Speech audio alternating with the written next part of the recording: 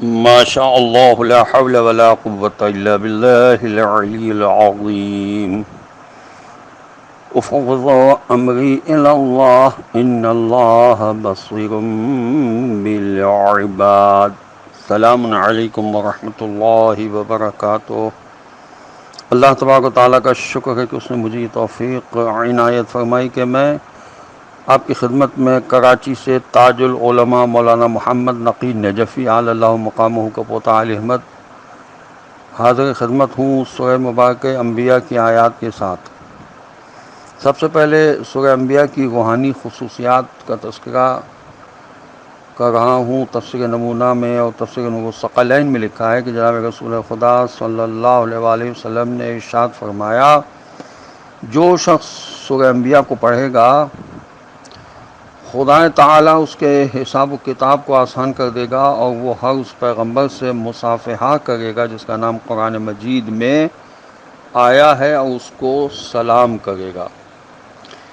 فرزند رسول صلی اللہ علیہ وسلم حضرت امام جعفر صادق علیہ السلام سے روایت ہے کہ جناب رسول خدا صلی اللہ علیہ وسلم نے فرمایا کہ جو شخص سورہ انبیاء کو عشق و محبت کے ساتھ یعنی ذوق و شوق کے ساتھ پڑھے گا، وہ جنت کی نعمت بھرے باغوں میں انبیاء کرام علیہ الصلوۃ والسلام کا ساتھی ہوگا، اور دنیا کی زندگی میں بھی لوگوں کی نگاہوں میں وہ باوقار ہوگا۔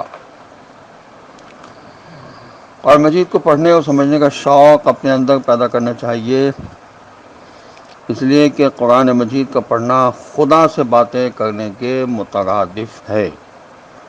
حقیقی اور قطعی علم صرف قرآن ہی سے حاصل کیا جا سکتا ہے، اس لیے کہ قرآن خدا کے غیر محدود علم کے سرچشمے سے نکلا ہے، اسی لیے قرآن کے معانی اور مطالب میں کسی قسم کا کوئی شک و شبہ نہیں کیا جا سکتا۔ سورہ مبارکہ انبیاء کی آیات جو پہلے رکوع میں ہے وہ 10 ہے۔ سورہ انبیاء قرآن مجید کا 20 نمبر کا سورہ ہے، اور اس کے پہلے رکوع میں 10 آیات ہیں جن کی ابتدا میں کر رہا ہوں۔ اعوذ باللہ من الشیطان اللعین الرجیم، بسم اللہ الرحمن الرحیم۔ شروع کرتا ہوں اللہ کے نام کی مدد مانگتے ہوئے جو سب کو فیض پہنچانے والا، مسلسل بے حد رحم کرنے والا ہے۔ اقترب للناس حسابهم وهم فی غفلۃ معرضون۔ ترجمہ، لوگوں کے حساب کا وقت قریب آ گیا ہے، وہ لوگ ہیں کہ غفلت میں پڑے منہ کو موڑے ہوئے ہیں۔ تفسیر کبیر میں امام غازی نے لکھا کہ آیت کا مطلب یہ ہے کہ جان لو کہ قیامت کا وقت کچھ زیادہ دور نہیں رہا ہے، کیونکہ موت بھی قیامت ہی کی شکل ہے۔ موت یا قیامت ہر آن قریب سے قریب تر ہوتی جا رہی ہے۔ حضرت ابن عباس نے فرمایا کہ اکثر لوگ اپنی موت اور قیامت سے غافل رہتے ہیں، اور اس آیت کے حقیقی مخاطب و مصداق قیامت کے منکرین یعنی کفار و مشرکین ہیں۔ آیت نمبر 2، ما یاتیہم من ذکر من ربہم محدث الا استمعوها وهم یلعبون۔ ترجمہ، ان کے پالنے والے مالک کی طرف سے جو تازہ یاد دہانی اور نصیحت ان کے پاس آتی ہے وہ اسے بمشکل سنتے ہیں اور کھیل کود میں لگے رہتے ہیں، نصیحت کو مذاق سمجھتے ہیں۔ علامہ شیخ الاسلام عثمانی نے اپنی تفسیر میں لکھا ہے کہ مطلب یہ ہے کہ منکرین حق قرآن کی بے پناہ قیمتی تعلیمات کو کھیل تماشا بنا لیتے ہیں۔ اگر وہ عقل اور اخلاص کے ساتھ قرآن کی آیاتوں کو سنتے سمجھتے تو ان کا دین اور دنیا سب درست ہو جاتا، مگر وہ احمق قرآن کے پیغام کو کھیل تماشا سمجھتے ہیں، یا خود کھیل تماشوں، ڈراموں، سینماؤں میں وقت گزار دیتے ہیں، اسی لیے غور نہیں کرتے۔ اگر غور کرتے اور ڈراموں یا گیند بلے سے فرصت ملتی تو قرآن کی عظمت کو وہ جان لیتے۔ تفہیم القرآن میں علامہ مودودی صاحب نے لکھا کہ خدا کا فرمانا کہ وہ کھیل کود میں پڑے رہتے ہیں، یعنی نمبر 1 انہوں نے اپنی زندگی کو کھیل تماشا سمجھ رکھا ہے۔ ان کے نزدیک زندگی کا مقصد صرف تفریح و تماشے دیکھنا ہے۔ وہ دین کی باتوں کو سنجیدگی سے نہ سنتے ہیں، صرف تفریحاً سنتے ہیں، وقت گزاری کے لیے سنتے ہیں اور مزہ لینے کے لیے سنتے ہیں۔ آیت نمبر 3، لاہیۃ قلوبہم وَأَسَرُّوا النَّجْوَى الَّذِينَ ظَلَمُوا هَلْ هَذَا إِلَّا بَشَرٌ مِثْلُكُمْ أَفَتَأْتُونَ السِّحْرَ وَأَنْتُمْ تُبْصِرُونَ۔ ترجمہ: ان کے دل تعلقات میں پڑے ہوئے ہیں اور غفلت میں پڑے ہوئے ہیں، اور ظالم لوگ آپس میں چپکے چپکے باتیں کرتے ہیں کہ واقعی کہ یہ شخص تم جیسے ایک آدمی کے سوا کیا ہے، کہ کیا تم آنکھوں سے دیکھتے ہوئے اس کے جادو کے پھندے میں پھنس جاؤ گے، حالانکہ تم دیکھتے بھالتے ہو اور سوجھ بوجھ بھی رکھتے ہو۔ شیخ الاسلام عثمانی صاحب نے اپنی تفسیر میں لکھا ہے کہ قرآن کو اس لیے جادو کہتے تھے کہ قرآن کا اثر حیرت انگیز تھا۔ قرآن کو سننے والا حواس باختہ ہو جاتا تھا۔ کافروں کی دوسری خصوصیت یہ بتائی گئی کہ خفیہ میٹنگیں کرتے تھے۔ اسے معلوم ہوا کہ ہوشیار دشمن اپنی دشمنی کی کارروائیوں کو ظاہر نہیں کرتا بلکہ چھپ کر حملہ کرتا ہے۔ حضرت امام حسن عسکری علیہ السلام سے روایت ہے کہ جناب رسول خدا صلی اللہ علیہ وسلم نے فرمایا کہ خدا نے جب یہ آیت نازل فرمائی تو مجھے حکم دیا کہ میں لوگوں سے یہ کہہ دوں کہ صورت شکل میں تو میں تم جیسا ہی انسان ہوں، لیکن جس طرح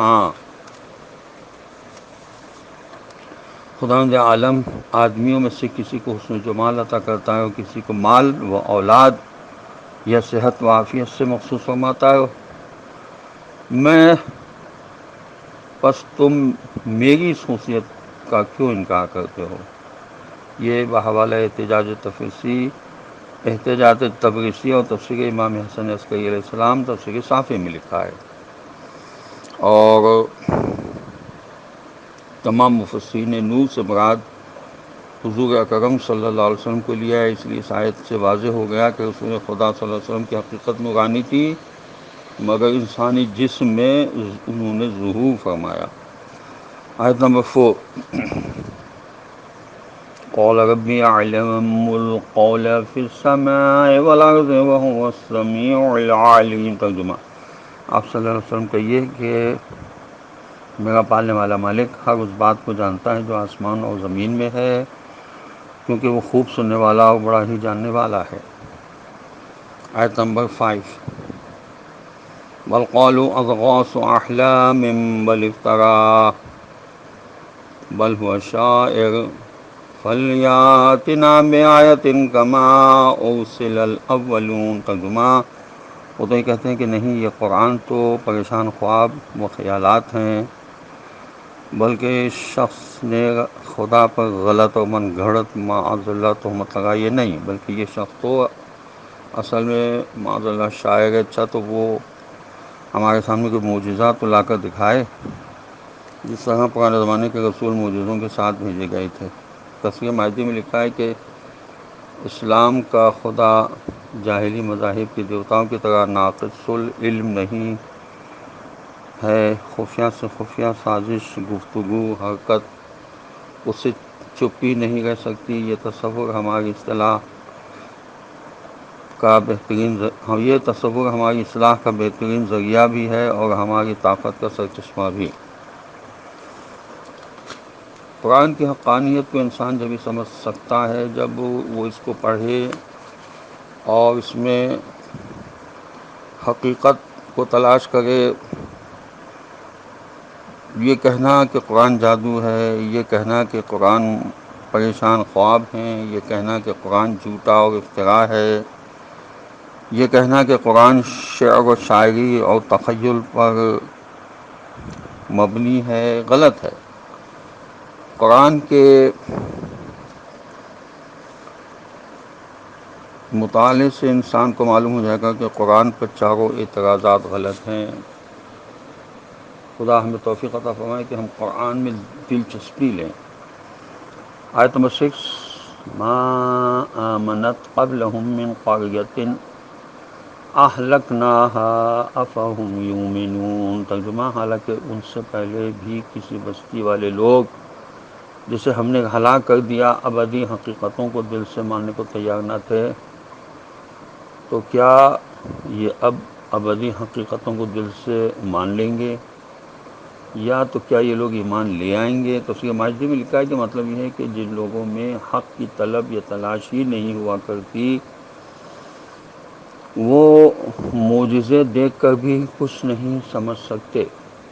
مثلا پرانی قومیں جو معجزوں کے مطالبات بڑے زور و شور سے کیا کرتی تھیں، معجزے دیکھ کر بھی ان پر کوئی اثر نہیں ہوتا تھا، معجزے دیکھ کر بھی وہ کسی طرح ٹس سے مس نہیں ہوتے تھے، بڑی بڑی واضح دلیلیں بھی ان کا کچھ نہ بگاڑ سکیں۔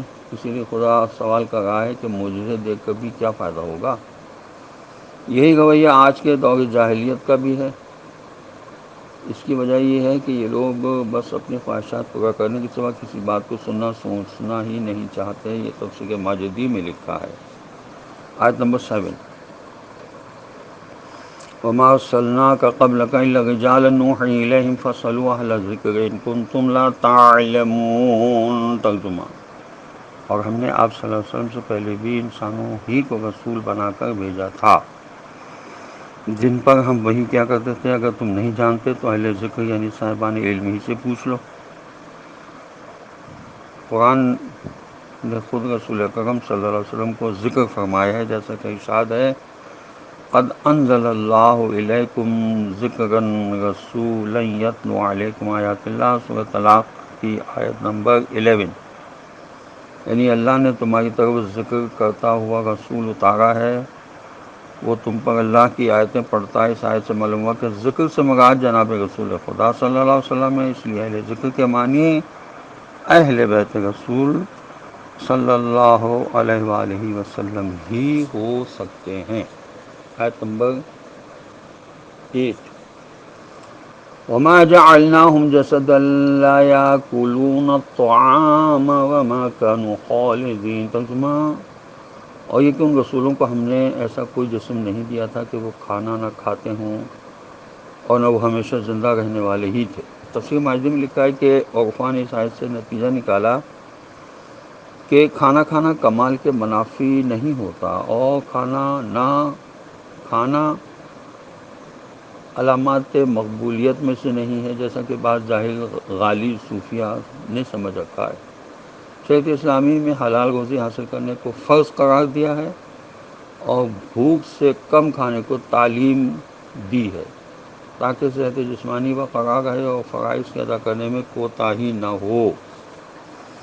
علامہ مودودی صاحب نے اپنی تفسیر تفہیم القرآن میں لکھا ہے کہ اس آیت میں کافروں کے اس قول کو رد کیا گیا ہے کہ جو وہ حضرت محمد مصطفیٰ صلی اللہ علیہ وسلم کے لیے کہتے تھے کہ یہ ایک بشر ہے، اس لیے نبی نہیں ہو سکتا۔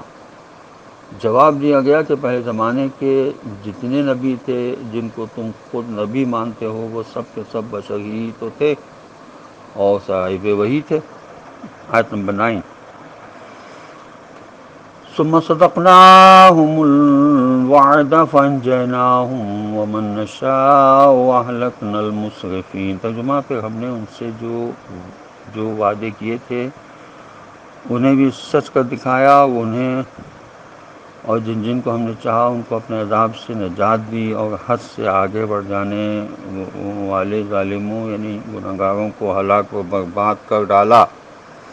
تفسیر طبیان میں لکھا ہے کہ مطلب یہ ہے کہ مدد کرنے کا جو وعدہ ہم نے انبیاء علیہ السلام سے کیا تھا کہ ہم ان کو ضرور اپنے عذاب سے بچا لیں گے، بس ہم نے اپنا وہ وعدہ پورا کر دیا کہ ہم نے انبیاء علیہ السلام کو اور ان کے ماننے والوں کو عذاب سے بچا لیا اور کئی طرح سے ان کی مدد بھی کی۔ آیت نمبر 10۔ لقد انزلنا الیکم کتابا فیہ ذکرکم فلا تعقلون۔ ترجمہ، ہم نے تمہاری طرف ایک ایسی کتاب اتاری ہے جس میں تمہارا ہی ذکر اور تمہارے لیے نصیحت ہے، تو کیا تم عقل سے کام نہیں لوگے؟